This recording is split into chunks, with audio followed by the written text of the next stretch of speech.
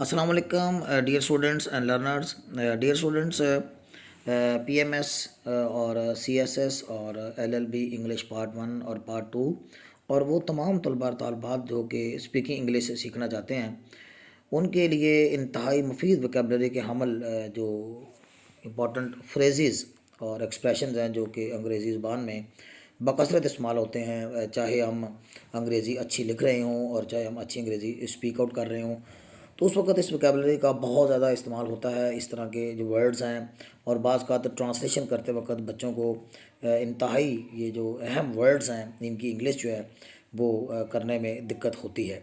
तो इस कमज़ोरी और वीकनेस को दूर करने के लिए आज की वीडियो और ये सेशन तरतीब दिया गया है, जिसमें मैं आज आपके साथ 1 से लेके कोई 10 तक कोई 1 to 10 यानी जो इम्पोर्टेंट फ्रेजेस और एक्सप्रेशंस हैं वो मैं आपके साथ शेयर करूँगा।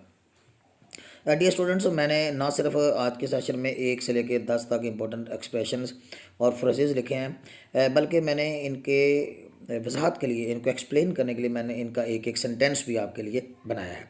तो आइए डियर स्टूडेंट्स, हम देखते हैं हमारा आज का जो पहला इम्पोर्टेंट फ्रेज और एक्सप्रेशन है वो है as a matter of fact. As a matter of fact का माना बेशक आप लिख लीजिए, इसका माना होता है दरअसल, दर हकीकत। ये वर्ड जो है ये इन फैक्ट के मुतरादफ है, जैसे इन फैक्ट होता है ऐसे ही as a matter of fact होता है। तो इसका मैंने सेंटेंस बनाया है कि my friends are speaking against me, यानी मेरे दोस्त मेरे खिलाफ बातें कर रहे हैं। As a matter of fact दरअसल they are jealous of my status, दरअसल वो मेरे स्टेटस से जेलस होते हैं। इसके बाद दूसरा जो इम्पोर्टेंट फ्रेज़ है वो है एट वंस। एट वंस का माना होता है फ़ौरन। एट वंस को हम इसको इमीडिएटली भी कहते हैं, फ़ौरन।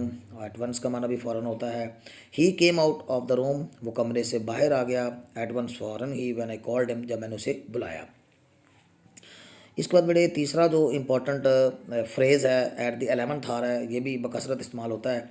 एट द 11th आवर का मतलब होता है एन वक़्त पर, एन मौका पर, एन वक़्त पर, बिल्कुल in the nick of time, जैसे हम एक और इसके इक्वल जो फ्रेज इस्तेमाल करते हैं। तो इसका सेंटेंस है the passenger reached the station, Musafir station पर पहुंच गया eight the 11th our, N वक़्त पर, एंड बोर्डेड द ट्रेन, और गाड़ी पर सवार हो गया। नंबर 4 है एट प्रेजेंट। एट प्रेजेंट का माना होता है फ़िलहाल। आई एम डूइंग जॉब, मैं नौकरी कर रहा हूँ इन एन ऑफिस, एक दफ्तर में, एट प्रेजेंट फ़िलहाल। तो एट प्रेजेंट का माना बेटे इंग्लिश में हम इसको करंटली कह सकते हैं, एट द करंट टाइम या एट प्रेजेंट टाइम या एट प्रेजेंट। तो एट प्रेजेंट का माना फ़िलहाल होता है, तो फ़िलहाल की इंग्लिश जो है वो प्रॉपर जो है वो एट प्रेजेंट है। इस पर नंबर 5 है at the time of admission. ये एट द टाइम ऑफ जो है एडमिशन, दाखिले के वक्त, इसका जो है आई पेड 5000 रुपीज़, मैंने 5000 रुपये अदा किए eight the time of admission, दाखिले के वक्त। इस तरह जैसे एट द टाइम ऑफ जो है इसके बाद हम कोई भी नाउन लगा सकते हैं मौके की मुनासबत से, जैसे eight the time of admission है 5वें में दाखिले के वक्त। तो छठे में है at the time of retirement, retirement के वक्त। We gave him a grand party, हमने उसे एक शानदार पार्टी दी। We gave him a grand party, हमने उसे एक शानदार पार्टी दी at the time of his retirement, उसके रिटायरमेंट के वक्त। इसी तरह नंबर 7 है at the time of departure. At the time of departure होगा रवानगी के वक्त। शी स्टार्टेड शेडिंग टीयर्स, उसने आंसू बहाना शुरू कर दिए eight the time of departure, रवानगी के वक्त, यानी रवाना होते हुए उसने आंसू बहाना शुरू कर दिए या वो आंसू बहाने लगी।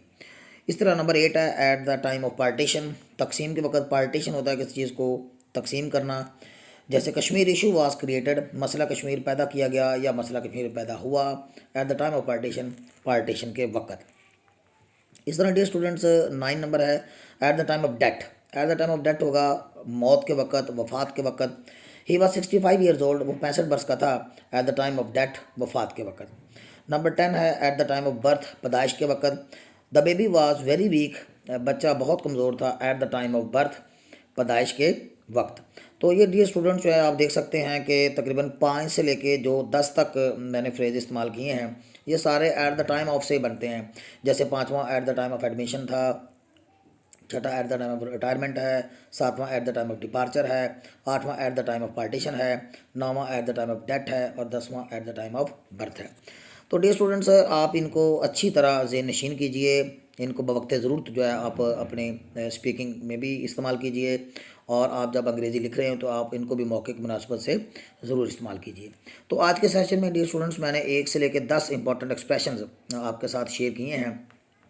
नेक्स्ट वीडियो में, नेक्स्ट सेशन में आपके साथ मैं 11 से लेके 20 तक आपके साथ इंपॉर्टेंट फ्रेजेस जो नए हैं वो आपके लिए लेके आऊँगा।